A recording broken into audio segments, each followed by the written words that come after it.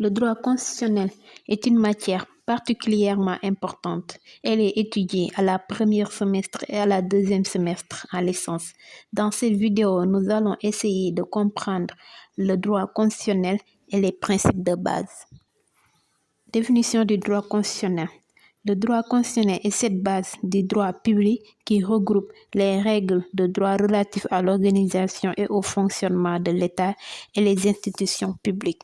Il est composé de 3 domaines: le droit constitutionnel institutionnel, le droit constitutionnel des libertés et le droit constitutionnel normatif. Le droit constitutionnel institutionnel y étudie la dévolution du pouvoir, sa création, son exercice et sa transmission. Il régit aussi les règles du droit relatifs au rapport entre le pouvoir exécutif et le pouvoir législatif. Il s'intéresse aux relations entre les pouvoirs publics. Le droit constitutionnel des libertés, aussi appelé droit substantiel, y assure la protection des droits. Il étudie les droits et libertés fondamentales des individus dans leur rapport avec les puissances publiques. Il recouvre les droits fondamentaux proclamés par la Constitution et garantis par le juge constitutionnel. Le droit constitutionnel normatif, il étudie la création des normes, leur adaptation, leur intégration, leur régime et enfin leur valeur dans la hiérarchie des normes.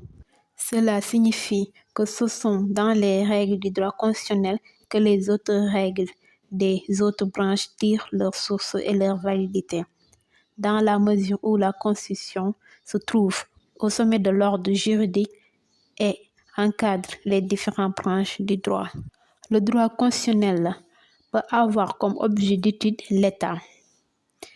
L'État renvoie à un concept qui désigne l'organisation sociale représentant et organisation souverainement les intérêts d'un ensemble d'individus à l'intérieur d'un espace territorial donné. Les éléments constitutifs de l'État sont la population, le territoire et le pouvoir politique. La population. Il ne peut y avoir d'État sans population et constitue la substance humaine de l'État. La population est composée de l'ensemble des personnes vivant sur un territoire étatique et qui sont unies par un lien juridique et politique, la nationalité. Le territoire, c'est l'élément matériel de l'État, c'est la partie de l'espace géographique qui appartient à l'État. C'est un espace délimité par des frontières où l'autorité politique va exercer son pouvoir. La taille du territoire n'importe peu. Le territoire peut se décomposer en 3 entités: le territoire terrestre, le territoire maritime et enfin le territoire aérien. Le pouvoir politique, la souveraineté. Sur la population de ce territoire, l'État doit exercer une autorité politique exclusive appelée la souveraineté.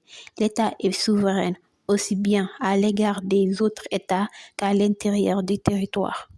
Au-delà de la souveraineté, l'État est une puissance publique à caractère juridique.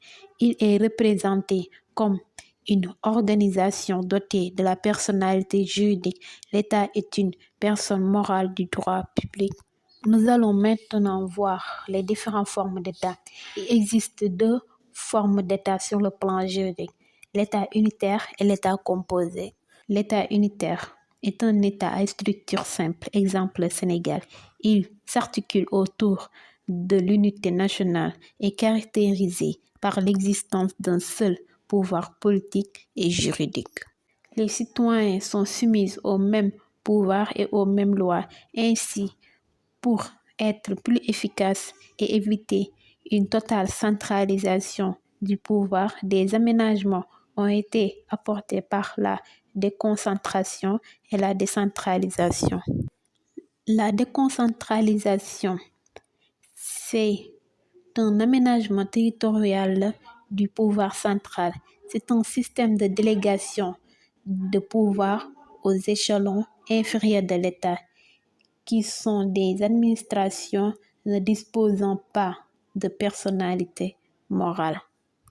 La décentralisation est le transfert de compétences de l'État aux collectivités locales. Les autorités décentralisées sont dotées de personnalités morales agissant selon un certain principe d'autonomisation. États composés. Les États composés sont les États fédéraux ou les États confédéraux. Un État fédéral est un État composé de plusieurs États particuliers dont chacun conserve en principe sa souveraineté interne, ses lois propres et son gouvernement. La fédération naît par une constitution. Au sens du droit constitutionnel, l'État fédéral est une union d'États. Exemple, les États-Unis. Quant aux fédérations d'États, elle est une association d'États par un traité international. C'est une association ou ligue permanente de plusieurs États indépendants. Ils conservent néanmoins leur souveraineté intégrale.